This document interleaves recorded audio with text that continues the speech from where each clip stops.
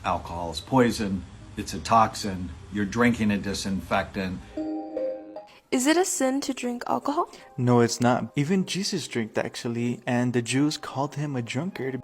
Alcohol is forbidden in Islam. It's about piety. Alcohol was never banned in Christianity or Judaism. Many people are told to drink some alcoholic drinks for a diet, for health purposes.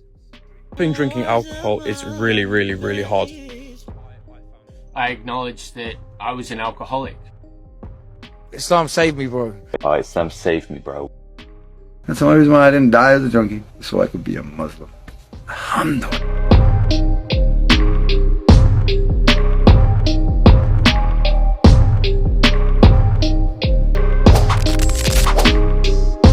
Konon, kata alkohol berasal dari bahasa Arab alkohol, yang berarti tubuh yang memakan ruh. Selama ribuan tahun, manusia telah diberitahu bahwa alkohol cuma minuman biasa. Is it a sin to drink alcohol? No, it's not, but it is a sin to get drunk. Even Jesus drank actually, and the Jews called him a drunkard because they saw him drinking intoxicating drink. Alcohol is haram. It is dirty, disgusting. Alcohol is forbidden in Islam. It's about piety. And that alcohol is of course evil, because that's what Islam tells them. Alcohol was never banned in Christianity or Judaism. On the contrary, wine is often drunk by Jews and Christians, even for religious purposes or gatherings. Alcohol is only banned in Islam. Yes, contrary to popular Muslim belief, Christians and Jews never banned alcohol. Many of them drink it for religious purposes. If alcohol was dirty and evil from the very beginning, why wasn't it banned in Christianity and Judaism? Where was Allah's divine teaching all that time? In Abrahamic religion, what is shunned is usually excessive drinking, destructive drinking, while casual drinking is fine. I mean, wine is a healthy drink. Whiskey has very good health benefits, even for the brain. Many people are told to drink some alcoholic drinks for a diet, for health purposes. Benarkah begitu? Faktanya, ilmu pengetahuan kedokteran modern menunjukkan bahwa alkohol adalah racun bagi manusia. Brand new report from the Canadian Centre on Substance Use and Addiction. No amount of alcohol is safe. And the American Cancer Society came out against any alcohol because it increases the risk of 7 different kinds of cancer. Plus, alcohol is poison, it's a toxin, you're drinking a disinfectant, and why would you do that if you love yourself? Seiring dengan kemajuan teknologi, efek memabukkan yang sebelumnya hanya dihasilkan dari fermentasi alami buah-buahan, kini telah berkembang dan meningkatkan keputusasaan hidup akibat kecanduan penggunanya. We appreciate you, man. I don't want anybody to go through this. I hate this life. My prayer every day is that God either kills me or takes my addiction from me. And at this point in my life, I don't care which one it is. Pecandu seringkali terjebak dalam lingkaran setan. Mereka mengonsumsi zat tersebut untuk sekedar melupakan kesulitan hidup. Pesta pora melepas bahagia, atau bahkan kesenangan semu, tetapi justru membuatnya terperosok ke dalam kehancuran diri. Akibatnya, banyak yang mengalami depresi, kehilangan harapan, bahkan ada yang memilih mengakhiri hidup karena merasa tidak ada jalan keluar. Wahai orang-orang yang beriman, sesungguhnya minuman keras, berjudi, berkurban untuk berhala, dan mengundi nasib dengan anak panah adalah perbuatan keji dan termasuk perbuatan setan. Maka, jauhilah perbuatan-perbuatan itu agar kamu beruntung. Namun, di tengah keputusasaan dan kemerosotan sosial ini, banyak pecandu yang akhirnya menemukan harapan baru setelah mengenal dan memeluk Islam. Islam tidak hanya mengajarkan larangan terhadap zat-zat memabukkan dan memberikan bimbingan spiritual dan solusi nyata untuk keluar dari jeratan kecanduan, tetapi Islam adalah penyelamat hidup. Islam saved me, bro. When I was 15, 16 years old, following their desires, partying, drinking, girls, money. Good morning, guys. It is 7 o'clock in the morning, and I have found a way to curb my alcohol problem now that I'm a Muslim. Ice, sugar-free Red Bull. It kind of taste like alcohol. Maybe it's like a placebo effect. But I'm here like I feel like I'm in the club. Islam saved me, bro. Islam saved me. You know, like, no doubt in my mind, and it's a gift. Islam, I found peace when I first went into sujood, and it was before I was Muslim. I didn't know any Muslims. I came into Islam blind, bro, but I just knew it was for me. You know what I mean? You know, like, it's changed my whole life. Stopping drinking alcohol is really, really, really hard. I found it extremely difficult when I first took Shahada. At 31, I gave up drinking after almost 20 years of drinking 3 or 4 times a week. SubhanAllah, I wasn't capable of quitting drinking. Growing up in Australia, drinking is ingrained in the culture. I acknowledge that I was an alcoholic. And even if, 90% of Australians, or let's say 60% of Australians are alcoholics,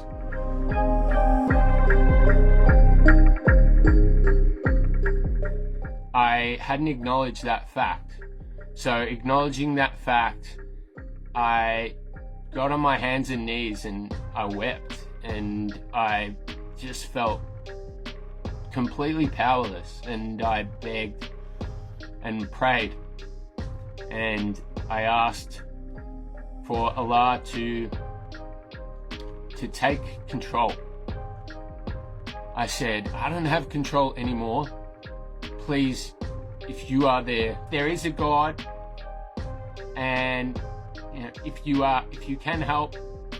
And SubhanAllah, the following day, I just had no desire for alcohol. The following day after that, none again. And something that changed my life, because it led me not only to Islam, really awesome, and truly feels like a miracle. Life, I was a lost junkie before somebody put the Quran in my hand. You know that?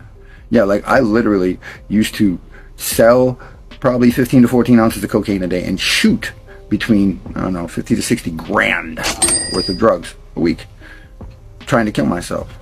And you know what? I almost succeeded several times. And it was because Allah was saving me for this that I never did. Imagine that. Yeah, that's the only reason why I didn't die as a junkie. So I could be a Muslim. Alhamdulillah. Para mantan pecandu yang telah bertobat dan memeluk Islam seringkali memiliki kecintaan yang mendalam terhadap agama ini, bahkan melebihi sebagian Muslim yang telah berislam sejak lahir. Hal ini karena mereka merasakan sendiri bagaimana Islam menyelamatkan mereka dari kegelapan hidup dan memberikan makna serta tujuan baru. Perjalanan mereka menuju Islam penuh dengan perjuangan dan kesadaran yang membuat mereka lebih menghargai nikmat hidayah, sehingga mereka lebih bersemangat dalam membela Islam dan membela Nabi Muhammad. Give me just one good quality about a Prophet Muhammad. Well, I'll give you 3. He was a leader of the people, a leader of the church, and a leader on the battlefield, which made him qualified as the #1 leader of all time. That's a statistic, by the way. 2, shall we? Why not? Let's go for a roll of them if we can. Things that, good qualities of the Prophet Muhammad. He was the kindest man that ever walked this planet. His neighbor used to throw trash in his yard, and the one day that he didn't, the Prophet went next door to check with him to see that the man was okay. And when his wife was blown away, why are you here? My husband hates you. The man was the kindest man ever walked the earth. Somebody walked into his masjid and urinated on the wall. The Sahabas were ready to kill him. The Prophet stopped them, told them, let the men finish. He had patience of a saint, like none has ever been displayed before. Wisdom. A'udhu billah, high wisdom.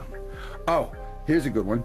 The day that they decided to clean the Kaaba, right? All the tribes of the Quraysh were arguing over who should place the black stone back into the Kaaba. So what did they do?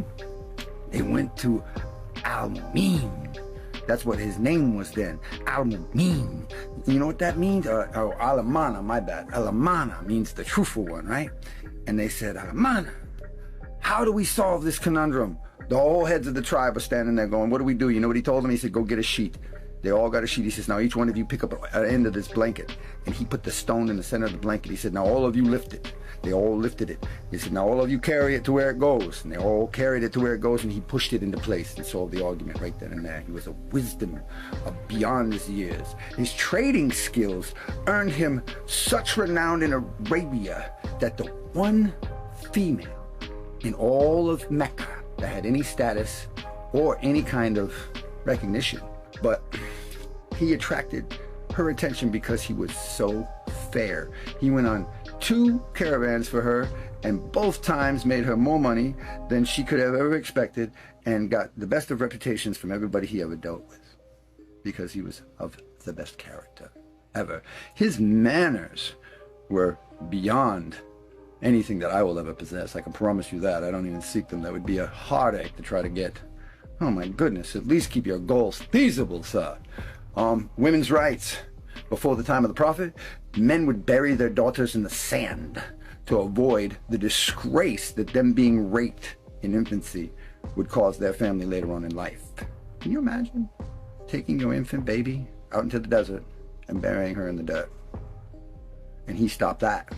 That's a good quality, I think. That was a good quality. He saved a lot of infant lives when he did that. He told all of humanity that there is no man better than another, except by piety.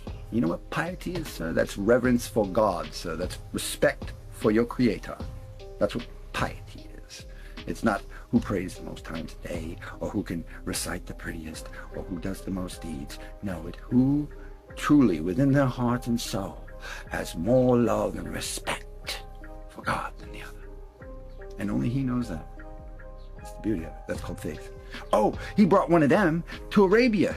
Yeah, he's inspired 2 billion people to follow him into a better way of life. Oh, there's one good quality. He brought the principle of submission as being the #1 quality of all Abrahamic faiths. Oh yeah, that's a good quality. Submission. Yeah, he taught that better than anybody else. You know what he said it was? He said it was like the date palm. The sands of Arabia could kick up a storm that would tear down every building in sight. And what would the date palm do? It would lay down and prostrate to the God that sent the sandstorm. And then when the sandstorms were done, it would stand back upright. And you will never know that, because until you actually go and pick up a Quran and try to read that book with some sort of open mind anyway. And you know what? That's the beauty of Muhammad, Prophet Muhammad, peace and blessings be upon him. That's another great quality of him. You want to know that? Is that his miracle to mankind is one you can hold in your hand. Matter of fact, here, let me show it to you. It's right here.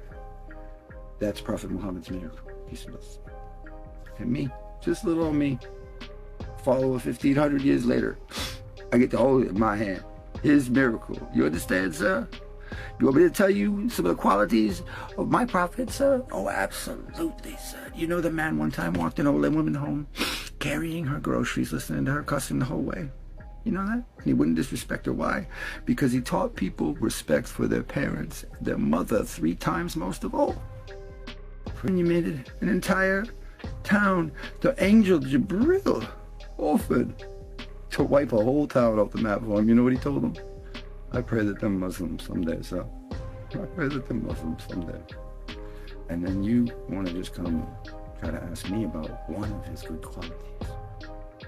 Sir, I could spend 3 hours talking about that man's good qualities, and none of them would reach your ears.